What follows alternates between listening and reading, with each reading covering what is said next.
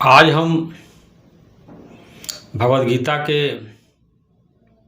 7वें अध्याय के 27 नंबर श्लोक की चर्चा करेंगे। देखते इसमें भगवान क्या बता रहे हैं। हे भरतवंशी अर्जुन, संसार में इच्छा और द्वेष से उत्पन्न सुख दुख आदि द्वंद्व रूप मोह से संपूर्ण प्राणी अत्यंत अज्ञता को प्राप्त हो रहे हैं। यहाँ भगवान जो है अर्जुन को भरतवंशी बता रहे हैं, क्योंकि अर्जुन जो है राजा भरत के वंश का था, जिनके नाम पे ये भारत पड़ा हुआ है। वो राजघराने से संबंधित था, लेकिन दुर्योधन के दुष्टता के कारण जो है वह दर दर के ठुकरे खा रहा था, और यहाँ तक कि अपने हक के लिए लड़ाई तक की नौबत आ गई थी। इसमें सारी जो है शरारत जो है दुर्योधन की थी, वो बहुत ही असुरी स्वभाव का था, राक्षसी स्वभाव का था, जिसके लिए अर्जुन को युद्ध करने के लिए मजबूर कर दिया था। तो भगवान यहाँ बता रहे हैं कि जो हमारे सुख और दुख का कारण है इच्छा और द्वेष, हमारे दुखों का कारण जो इच्छा है, हम मन में इच्छा रखते हैं, इच्छा पूरी हो जाती है तो खूब खुश हो जाते हैं, प्रसन्न हो जाते हैं, और इच्छा पूरी नहीं होती है अंदर से तिलमिला जाते हैं, दुखी हो जाते हैं। भगवान बुद्ध ने बताया इच्छा मात्रम अविद्या, हमारे दुखों का एकमात्र कारण इच्छा ही है।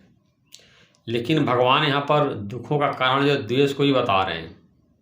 अंदर हम द्वेष में जलते रहते हैं, किसी को सुखी देख करके, किसी को अमीर देख करके, बड़े पद पे देख करके अंदर हीन भावना उत्पन्न होती है, जलते रहते हैं। कैसे वो उतना वो ऊपर पहुंच गया, उसके पास इतना धन कैसे हो गया, इतना वो अमीर आदमी कैसे बन गया, हमारे पास कम है उसके पास ज़्यादा है, अंदर जलता रहता है।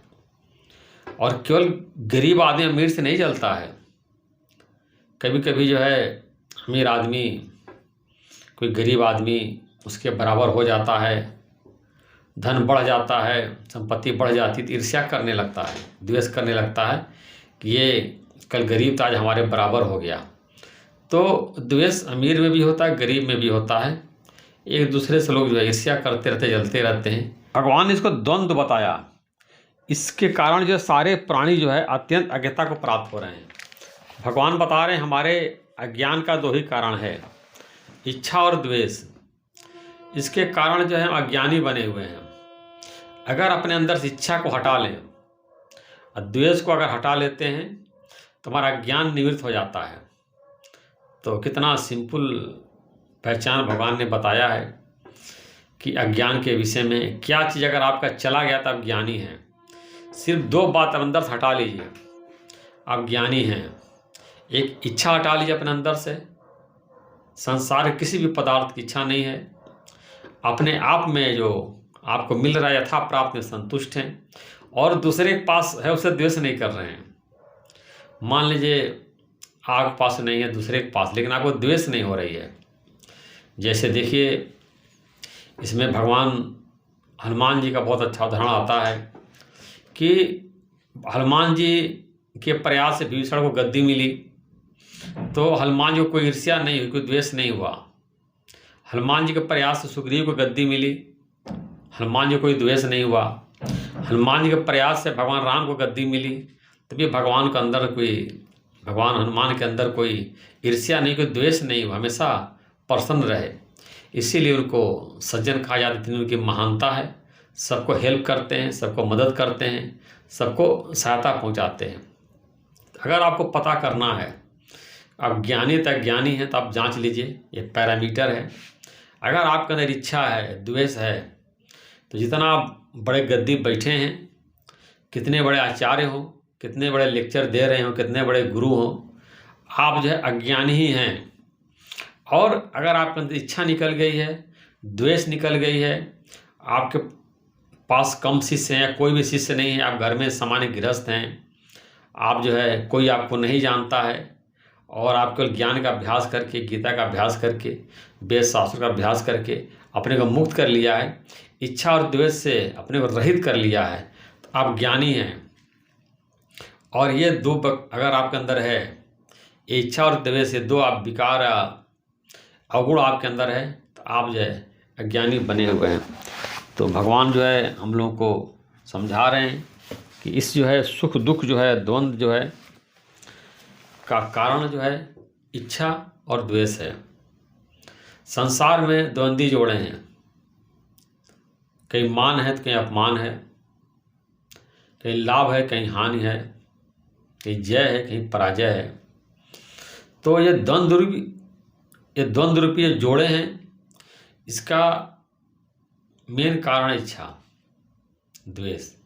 तो भगवद गीता का या जितने वेदांत शास्त्र हैं सबका एकमात्र उद्देश्य है हमको दुखों से छुटकारा दिलाना और जो हमारा वास्तविक स्वरूप है उसमें स्थित करना। उपनिषद में तरह तरह की ज्ञान की बातें समझाई गई हैं, ब्रह्मसूत्र में उसको और जिष्ट के रूप में, सारांश के रूप में है, भगवद गीता में है, अष्टावक्र गीता में है, योग वशिष्ठ में है, बहुत सारे वेदांत के ग्रंथ हैं जिसमें एक आपके स्वरूप को बोध कराने के लिए तरह तरह तरीके से बताया गया है। तो आप ज़बरदस्ती अगर चाहें कि अपने अंदर से इच्छा ख़त्म कर लें, द्वेष ख़त्म कर लें, तो नहीं ख़त्म होगा। ये तभी ख़त्म होगा जब आपका अपने स्वरूप की स्मृति हो जाएगी, आप अपने स्वरूप में अवस्थित हो जाएंगे। जब तक आप शरीर अपने को मान रहे हैं, देह अभिमान आपके अंदर है, बॉडी मान रहे हैं, तो आपके अंदर इच्छा भी रहेगा, द्वेष भी रहेगा और सारे विकार रहेंगे।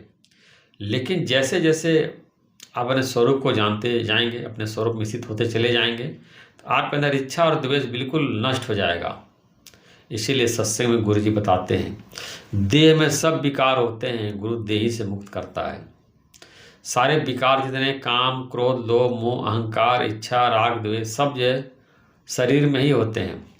लेकिन गुरु जो है हमको शरीर से ही मुक्त कर देता है, बताता है तुम शरीर नहीं हो, तुम मन नहीं हो, तुम बुद्धि नहीं हो, तुम इंद्रियां नहीं, तुम चेतन आत्मा हो। और आत्मा बिल्कुल निर्विकारी है, प्योर है, शुद्ध है, पवित्र है। आत्मा जब परमात्मा का सनातन अंश है।